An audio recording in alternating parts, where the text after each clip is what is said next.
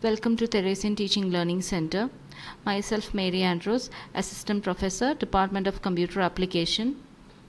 Today we will have a look at Google Meet and all its features and how you can make use of the technology for effective online teaching. Now let's see how to access Google Meet using a Gmail account. So this is my Gmail account, and you can see that towards the top right corner there are 9 dots. Click onto that dot. You will see an icon of Google Meet. Click onto Google Meet, and then the home page of Google Meet appears. Now here you have a button called New Meeting. Click onto that. You will get 3 options: create a meeting for later, start an instant meeting, and schedule in Google Calendar. I usually use start an instant meeting or schedule in Google Calendar. Now let's start an instant meeting and see what all things we can do for an online teaching. And afterwards we will schedule the same meeting in a Google Calendar. As soon as you enter the meeting, you can see a dialog box towards the left hand side of your screen. Your meeting is ready, and you can add the participants.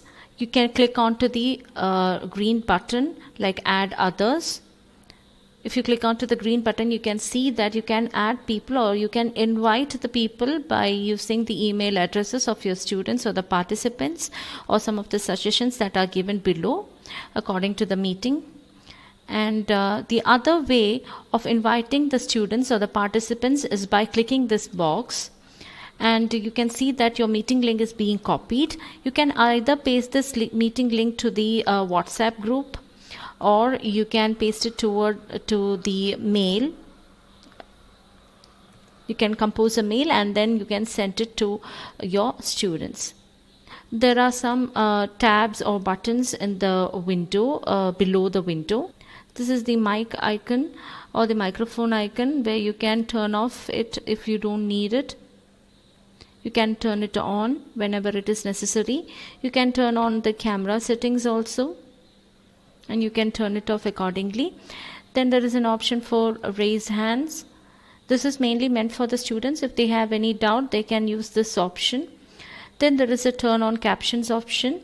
So let's see what happens if I turn this on. Whatever I say will be, or whatever I speak will be displayed over here, as you can see on the screen. So I usually turn it off because this is not that much necessary. Then there is an option called present now. If you click it, you can present your entire screen, a window and a tab. This is usually used for presenting any PPT or a video or music or whatever study material you have with you, for your lecture series. You can present it using this present now button. So let's see what happens when I use your entire screen option. So here my entire screen is being visible to the students, and again a dialog box appears saying that share your entire screen. Please click onto this and then you share it. Now your entire screen is being shared with your students or the participants, and it is written that you are presenting to everyone. You can stop presenting your screen whenever it is necessary. Now I will show you a method. Like I have a PPT kept over here for presenting it to my students. If I click on my PPT, this particular PPT is now visible for my students. Whatever options and whatever features I have in my PowerPoint, it will be displayed, or it can be used even if I am presenting this PPT to my students by using the Google Meet. So here I have a tab over here like meetgoogle.com is sharing your screen, and you can stop sharing whenever it is necessary. So yeah, so if I press this button, that is stop sharing, then this PPT won't be visible to my students. Now again there is another option called a window option. If I click onto the window option, now there are 2 windows. Whatever windows there are there in my in my system, it can be shown to my students by clicking on to the window that is necessary. for their studies. So if I click onto this window, this particular window, and if I share it, this is a window of OBS, that is a screen recording window. If I share it, this will be shown to my students. If I stop sharing it again, as I have shown you earlier, if I click onto this button, at once this will be this won't be visible to my students. Again, if I click onto the present now button, there is one more option over here, a tab option. If I click onto that, tabs that I have kept open in my window will appear over here. And if I want to share a particular Chrome tab with my students, for instance, if it is regarding the statistic Google search that is being shown over here, if I click onto it and if I give the share button, then this page will be displayed for my students. And then if I click onto the stop button, this won't be displayed anymore. This page won't be displayed anymore. As you can see, there are 3 dots over here. Click onto these 3 dots so that you can access more features of Google Meet. Now the first feature in this button is record meeting, where you can record your live sessions. And by clicking onto the record meeting option, what you get is start recording a window, and you click onto that. Then make sure that everyone or the participants are ready. Then click on to start, and then you can see that a record icon will appear towards the left side of the window, and this will turn red. Once it turns red, that means that your session is being recorded right now. Now you can stop the recording whenever it is necessary, and let's see what happens if I stop the recording. A window again appears and it asks a question, stop recording this meeting, and it also says that when I stop the recording will be automatically saved to my Google Drive. So let's see, I stopped the recording and now the recording is now saved to my Google Drive. So you can access your recording from the Google Drive, and a message regarding the same will be sent to your Gmail account.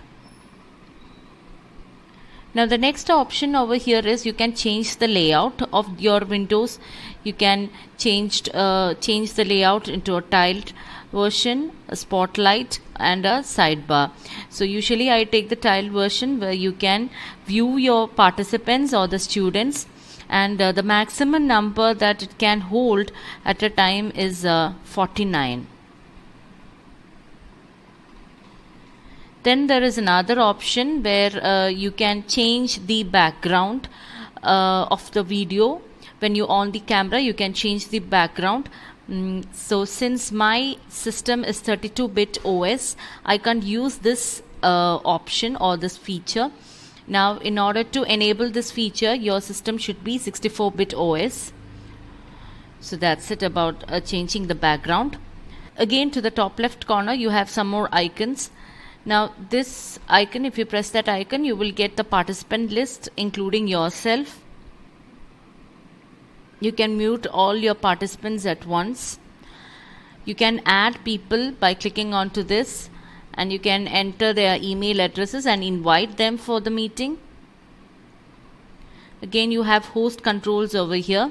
Here what you can do is you can let your participants share their screen. And if you don't want them to share their screen, you can just turn this off. Again, there is another option for the messages. They can message you at any time, and if you don't want them to message you during the live session, you can turn it off. Now this is the chat box. Now here you can message to your participants, as well as your participants can message to you, send a message to you. Now let's see how to take attendance in Google Meet. An extension should be added to the Chrome for accessing in this feature. In Google Meet, we do not have a feature or an option for taking the attendance. So for that, first we have to go to the Chrome Web Store. Just type in Chrome Web Store in Google, and then in the Google search button, and then from there you can click onto the extensions.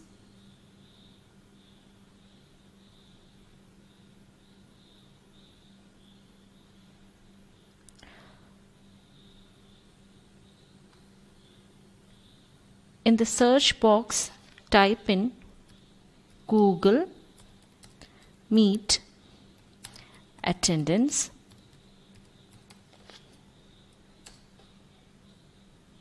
and press enter. Now here there are numerous extensions available. You can select the first one, which has a tick mark, green tick mark over here, and this is offered by Google Meet attendance. Click onto that, and now you can add this extension to the Chrome. So in order to add the extension, you can click this blue button.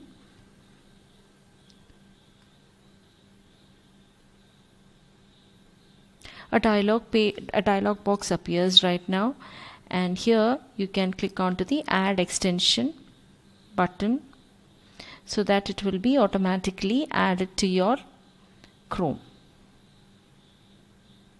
As you can see over here, it is adding to the Chrome. Now go back to the meeting. So this is a one-time addition to the Chrome, and here you can see that now the Google Meet attendance has been added to the Chrome. A dialog box has appeared right now, so it is there. Now just refresh your page. Just rejoin the meeting. After refreshing, a dialog box will appear to the left hand side like this. So this is regarding all the informations of your new extension, and you can see that a tick mark has been appeared right now besides your camera icon. So this is regarding the attendance extension. Now you have another box which will appear towards the left hand side. Now by using this extension, you can download the attendance of your live session after finishing the live session, and you can download it either in a CSV format or in an HTML format. This is the setting. You can tweak your settings. Now usually I don't change these settings, so you can either access it in HTML and CSV file. I have given both over here. Now let's see what happens when a student enters the meeting. So when a student enters a meeting, you will get a dialog box like this, like someone wants to join this call, and you can either deny the entry or you can admit them. So I'm going to admit the student, and when I admit the student, just see what all changes have happened over here. Now here you can see that you are the host and the student is being admitted.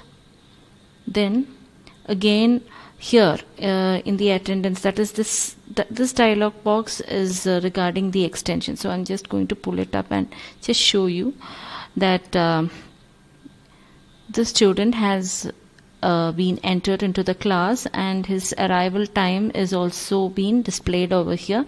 So I'm just going to drag it down so that I can view my screen. Again from the dialog, again from this option, you can pin yourself or either pin your student also. So right now I'm going to pin myself, and here there are more options, that is to pin the student or remove. You can also remove the student from your meeting whenever it is necessary. You can even mute his microphone. Now before you enter your class, you can download your attendance sheet either by using the HTML, either in the format of HTML or the CSV format. So I will show you both. Now for saving the attendance in an HTML file, you can click onto this HTML, and then let's see what happens.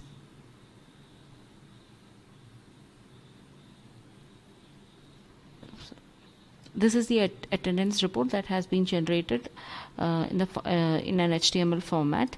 By keeping the cursor on the students or the participant, you can get the a brief idea, like at what time he arrived, what time he departed, how many minutes he stayed in the class, how much entry was there, again regarding the participation and also the comments. So he haven't posted any comments. So again, there were 2 entries. Now why the 2 entries for this particular student? Because you can see that here you can see there is a lighter or a lighter green color, or somewhat nearer to the gray shade.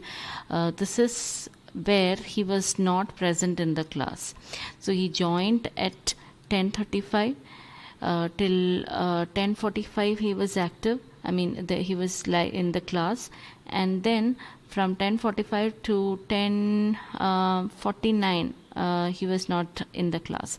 So this is the blank space, or this color indicates that he was not there in the class, and then he rejoined the class at 10:49, and then till 10:50 or 51 he was there in the class. So this is how you take the attendance of the students by using the HTML format. Now again, as I said, the attendance in a CSV format, you can click onto this green icon, and then from there you just select the class list and save the selected CSV report. Click onto this icon. So you can see that CSV file is being downloaded right now. Open it. Now you can see that the names of the students is being displayed over here. The name of the participants plus the host. Okay, then if he have given any comments regarding that, also will be displayed over here. The arrival time of the students, the last seen time, number of checks, this is not necessary. Now number of checks, how many times he have joined. So these are some of the information that you get from a CSV file. But there is a difference in a CSV file and HTML file. That is, you won't be able to know that how many minutes he was there in the class. Whereas if you are choosing a CSV file, but whereas in an HTML file, it is very much clear that how many minutes he was there in the live session, and also if there is any gap in between, or if he has rejoined. All these information is very much clear in a in an HTML file. Again, you can schedule your Google Meet by using a Google Calendar. That is by scheduling in a Google Calendar.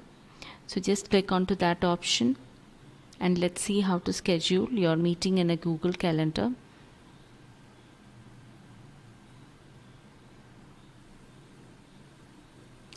So Google Calendar appears. You just give a title.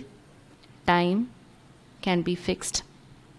So here again, a calendar, if you click onto it, a mini calendar will pop up, and you can give the date and time accordingly. Then a meeting URL will be automatically generated. You can give the location if you are interested in. So then you can copy the information regarding your meeting, and then you can either mail it or you can WhatsApp it according to your convenience. So you can copy the details regarding the meeting by clicking onto this button. And again, here also you can add guest, that is by typing in their email addresses, or if any suggestions pop in, you can just click onto that and then save. So the meeting is saved over here, and you will get a notification regarding the meeting. So this is how you schedule your meeting in a Google Calendar.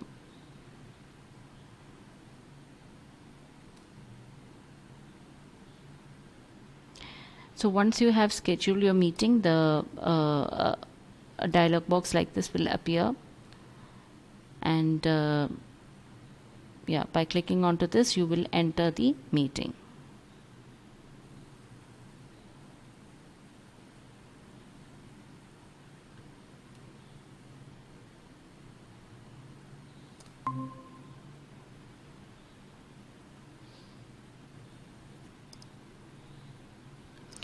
I hope the session was useful.